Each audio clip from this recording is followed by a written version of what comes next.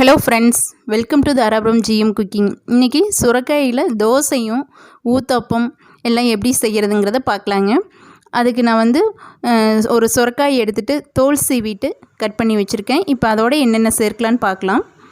பாருங்கள், 3 பச்சை மிளகாய் இதையெல்லாம் கிரைண்ட் பண்ணுறதுக்காக அரைச்சி நம்ம மாவோடு சேர்க்கணுங்க. இட்லி மாவோட ஒரு 10 சின்ன வெங்காயம் சேர்த்துக்கிட்டேன். 2 பல் பூண்டு, ஒரு 1/2 டேபிள் ஸ்பூன் அளவு சீரகம் சேர்த்துக்கலாங்க. அதோட சுரக்காய் சொன்னேன் இல்லைங்களா, தோல் சீவி கட் பண்ணி எடுத்து வச்சுருக்கிற பாருங்கள், இந்த அளவு சேர்த்துக்கிறேன். நீங்கள் தோசையோட அளவு அதிகமாக வேணும்னா அதுக்கு தகுந்த மாதிரி சுரக்காயோட அளவு அதிகப்படுத்திக்கிங்க. அதோட கருவேப்பிலை, தேவையான அளவு உப்பு, மாவுலேயே தோசை மாவுலேயே உப்பு இருக்குது, ஸோ அளவாக போட்டுக்குங்க. இஞ்சி ஒரு 2 துண்டுங்க, ஒரு 1/2 இன்ச் இருக்கும். இது நல்லா அரைச்சிட்டு வந்துடலாம். இப்போ அரைச்சாச்சு பாருங்கள். இதை மாவோடு நம்ம கலந்துடலாம். நான் தோசை மாவு ஆல்ரெடி எடுத்து வச்சுருக்கிற பாருங்கள், இதோட கலந்துக்கலாம்.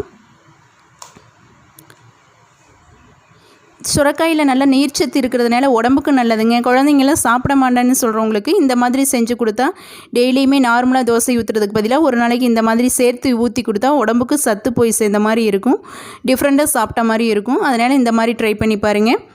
மாவு ரெடி ஆயிடுச்சு, நல்லா கலக்கியாச்சு. நீங்கள் சுரக்காய் இன்னும் கொஞ்சம் அதிகப்படுத்திக்கிட்டிங்கன்னா தோசை மாவோட கலரும் இன்னும் கொஞ்சம் க்ரீன் கலரில் இருக்கும். நீங்கள் தேவைன்னா அதிகமாக சேர்த்துக்கிங்க. எனக்கு போதுன்ட்டு இதோட அளவாக விட்டுட்டேன். இப்போ தோசைக்கல் அடுப்பில் வச்சு சூடாயிடுச்சு.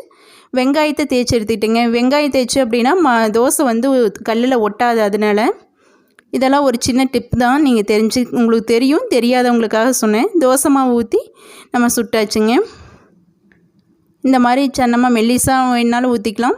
ஊத்தப்பம் அடுத்தது ஊற்றிக்கலாம். இப்போ தேவையான அளவு நம்ம எண்ணெய் சேர்த்திக்கலாம். நீங்கள் நெய் வேணாலும் சேர்த்திக்கலாம் குழந்தைங்களுக்கு. இப்போ ஒரு சைடு வெந்துருச்சு, அடுத்த சைடு நான் திருப்பி போடுறேன். நீங்கள் திருப்பி போடாமல் கூட அப்படியே க்ளோஸ் பண்ணி மேலே ஒரு மூடி போட்டு க்ளோஸ் பண்ணி அப்படியே கூட எடுத்துக்கலாம். அப்படி எடுத்திங்கன்னா நல்லா கிறிஸ்பியாகவும் இருக்கும்.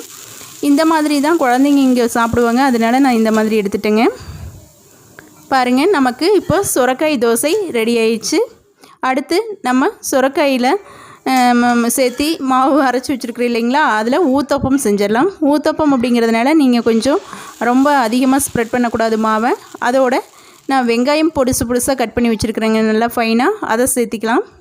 கேரட்டும் நல்லா குட்டி குட்டியாக கட் பண்ணி வச்சுருக்கிறேன். இன்னும் வேறு ஏதாவது காய்கறிகள் இருந்தாலும் நீங்கள் உங்கள் குழந்தைங்களுக்கு மற்ற காய்கறிகள் ஏதாவது பிடிக்கும் அப்படின்னாலும் இதோட சேர்த்தி நம்ம கொடுத்துக்கலாம். மேலே நெய் விட்டுட்டு இப்போ நான் ஊத்தப்பத்தை திருப்பி போட்டாச்சு. இந்த சைடும் நல்லா வேகட்டுங்க. கண்டிப்பாக இந்த மாதிரி செஞ்சு பாருங்கள், குழந்தைங்களுக்கு பிடிக்கும், உங்களுக்கும் பிடிக்கும். நீங்கள் செஞ்சு பார்த்துட்டு எப்படி இருந்ததுங்கிறத கண்டிப்பாக சொல்லுங்கள். தோசை ஊத்தப்பம் செஞ்ச மாதிரியே நம்ம பணியாரமும் இந்த மாவுலேயே செய்யலாங்க. நீங்கள் செஞ்சு ட்ரை பண்ணி பாருங்கள். உங்களுக்கு இந்த வீடியோ பிடிச்சிருந்துச்சு அப்படின்னா மறக்காமல் நம்ம சேனலை சப்ஸ்கிரைப் பண்ணிக்கிங்க, உங்கள் ஃப்ரெண்ட்ஸோடு ஷேர் பண்ணிக்கிங்க. தேங்க்யூ ஃபார் வாட்சிங்.